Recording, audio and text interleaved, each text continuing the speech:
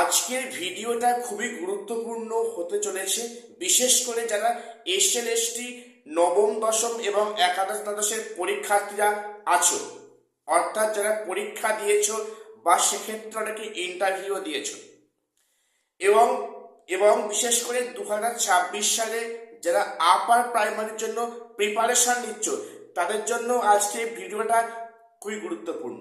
কাজেই কেউ স্কিপ না করে প্রথম থেকে শেষ অবধি দেখো।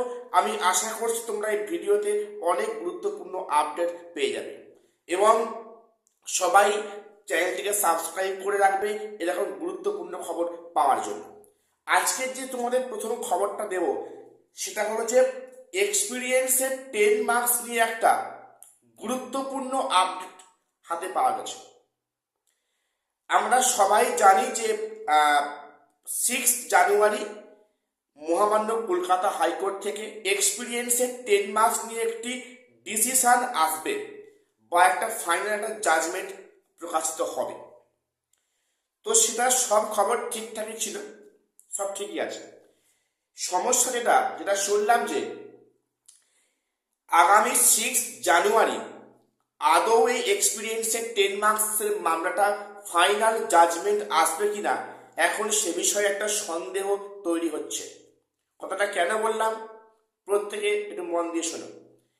দেখো, এক্সপিরিয়েন্সের 10 মার্কস বাতিল হলে কিন্তু কমিশনের পুনরায় ফের নতুন করে ভেরিফাই প্রক্রিয়া কিংবা অনেক ক্ষেত্রে সেখানে একাদশ দ্বাদশে ইন্টারভিউ পর্যন্ত পুনরায় নিতে হবে। অর্থাৎ সেখানে কিন্তু সরকারের বা কমিশনের একটা মুখ পুড়বে এবং সেটা না হয় তার জন্য কিন্তু ইতিমধ্যে এক্সপিরিয়েন্সের 10 মার্কসের পক্ষে নতুন করে মামলা হাইকোর্টে ফাইল হচ্ছে। অর্থাৎ যাতে করে এক্সপিরিয়েন্সের 10 মার্কসটা নিয়ে সেদিনকে কোনো জাজমেন্ট বা সেখানে কোনো রায় না আসে, এই স্বাভাবিক প্রক্রিয়াকে আরো জটিল করার জন্য সেখানে এক্সপিরিয়েন্সের 10 মার্কসের পক্ষে কিছু মামলা নতুন করে দায়ের করা হচ্ছে, এমনটাই খবর। তো এখন দেখার বিষয় যে আদৌ 6 জানুয়ারি ব্যাপারটা কি হয়, আদৌ কেসটা হাইকোর্টে ওঠে কিনা এবং সেক্ষেত্রে বিভিন্ন পক্ষ থেকে কি কি যুক্তি বা সেটা কি কি রিজন আসে এবং তার প্রেক্ষিতে মহামান্য বিচারপতি উনি কি সিদ্ধান্ত নেন। অর্থাৎ এখন যা পরিস্থিতি, কিন্তু এক্সপিরিয়েন্সের 10 মার্কস নিয়ে 6 জানুয়ারি আদৌ কোনো জাজমেন্ট আসবে কিনা সে নিয়ে একটা বড় কোশ্চেন চিহ্ন তৈরি হয়েছে। এটা গেল। এবারে আর একটা বিষয় বলি, আপার প্রাইমারি তোমরা দেখছো যে অনেক নিউজ পোর্টালে বা সেক্ষেত্রে অনেক সোশ্যাল মিডিয়াতে এই খবরটি বহু চর্চিত যে 2026-এর জানুয়ারি মাসের মধ্যেই আপার প্রাইমারি 21,000 প্লাস শূন্য পদে বিজ্ঞপ্তি প্রকাশিত হবে। এই খবরটা তোমরা প্রায় শুনে শুনে অভ্যস্ত হয়ে গেছো। দেখো, এখানে বলে রাখি একটা বিষয় এখানে বলার আছে। তোমরা জানো যে গতবার যে আপার হয়েছিল সেখানে 2014 সালে সেখানে বিজ্ঞপ্তি প্রকাশিত হয় এবং সেই মোতাবেক 2015 সালে কিন্তু তোমার পরীক্ষা নেওয়া হয় বা এক্সাম নেওয়া হয় আপার 9, 10 এবং তারপরে 11, 12। তো সেই যে 2015 যে পরীক্ষা নেওয়া হয়েছিল আপারের ক্ষেত্রে, সেখানে কিন্তু কিছু বিষয়ে এখনো আইনি জটিলতা এখনো জট কাটেনি।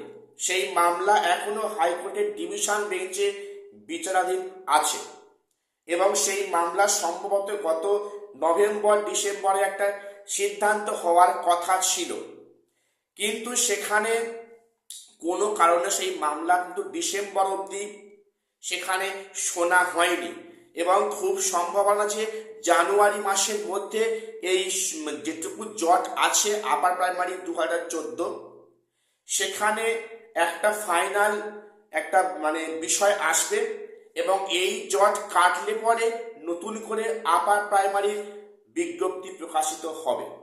কারণ যদি এখন প্রকাশিত হয় জানুয়ারির দিকে, তাহলে কিন্তু এই প্রক্রিয়া নিয়ে শুরুতেই পুনরায় কেস হওয়ার সম্ভাবনা আছে। কারণ আগেরটা রিক্রুটমেন্ট প্রসেস কমপ্লিট না করে কি করে নতুন করে বিজ্ঞপ্তি প্রকাশিত হতে পারে এই বিষয়ে। কাজেই জানুয়ারি মাসে যদি আগের পেন্ডিং কেসগুলো সলভ হয়ে যায়, 2014 কিছু এখনো কেস এখনো পেন্ডিং আছে প্রায় শেষের পথে, তো সেগুলো যদি ফয়সলা হয়ে যায় তাহলে কিন্তু ফেব্রুয়ারি মাস নাগাদ এই আপার প্রাইমারি বিজ্ঞপ্তি প্রকাশিত হবে এমনটাই সম্ভাবনা। কাজেই একটা বিষয় বলি, কেউ আশাহত হো না।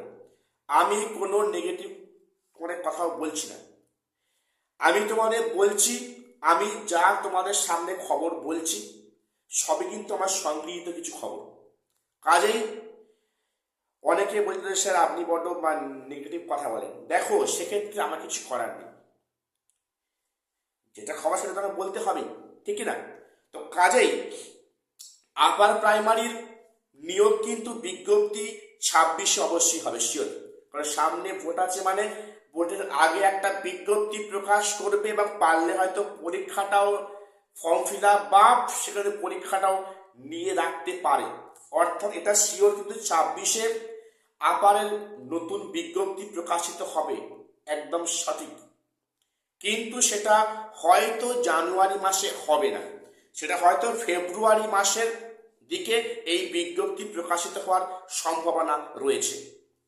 এবং সেখানে কিন্তু ভ্যাকান্সি অনেকটাই, প্রায় 21,000 প্লাস ভ্যাকান্সি কিন্তু এখনো এই মুহূর্তে আমরা জানতে পারছি। তো এবারে আরেকটা বিষয়, অনেকে প্রশ্ন করছো যে স্যার একাদশ দ্বাদশে তো প্রায় মানে ইন্টারভিউ প্রায় শেষ, এবং সেখানে 7ই জানুয়ারি প্যানেল প্রকাশিত হচ্ছে না, আরও কিছুদিন সময় নেবে। সেটা হতে পারে জানুয়ারির 21, 22, 23 কিংবা 24। তো সেখানে এখানে অনেকে প্রশ্ন যে আচ্ছা একাদশ দ্বাদশ কি সব সাবজেক্টের রেশিও মেনটেন করে রাখা হয়েছে? এ প্রশ্ন অনেকে বলছো বা করছো। বলে রাখি, যেটুকু আমি খবর পেয়েছি বা জানতে পেরেছি, এডুকেশন, জিওগ্রাফি এবং কম্পিউটার এই 3টে বিষয়ে কিন্তু রেশিও ফুলফিল হয়নি। কিন্তু অবাক করার বিষয়, রেশিও পূরণ না হওয়া সত্ত্বেও কিন্তু সেকেন্ড লিস্ট প্রকাশে কোনো বিন্দুমাত্র এখনো আমি তোড়জোড় কমিশনে দেখছি না। অর্থাৎ সেখানে 1:6 রেশিওতে ডাকা কথা, সেখানে দেখেছিল হয়তো, কিন্তু সেখানে তো সেখানে প্রার্থীপদ বাতিল হয়েছে। তাহলে কিছু সাবজেক্ট, বিশেষ করে জিওগ্রাফিতে কিছু আছে, এডুকেশন, কম্পিউটার বা নিউট্রিশনে, এরকম সাবজেক্ট কিন্তু এখনো রেশিও ফুলফিল হয়নি। তাহলে সেখানে সেকেন্ড লিস্ট সেখানে কেন ডাকা হচ্ছে না, তার উত্তর কেউ দিতে পারছে না, বা সেই উত্তর কমিশন কোথাও উল্লেখ করছে না, বলছে না। এখন দেখার বিষয় যে সেকেন্ড লিস্ট আদৌ প্রকাশিত হয় কিনা। তবে কিন্তু এই কমিশন হয়তো শেষের দিকে আইনি চাপে পড়ে কিন্তু সেকেন্ড লিস্ট প্রকাশিত করতে বাধ্য হবে, এমনটা পরিস্থিতি হয়তো আসবে। তো আজকে আমি এটুকুই আপডেট দেওয়ার ছিল। প্রত্যেকের চ্যানেলটা সাবস্ক্রাইব করে আমাদের পাশে থাকবে। দেখা হচ্ছে পরে কোনো আপডেট নিয়ে।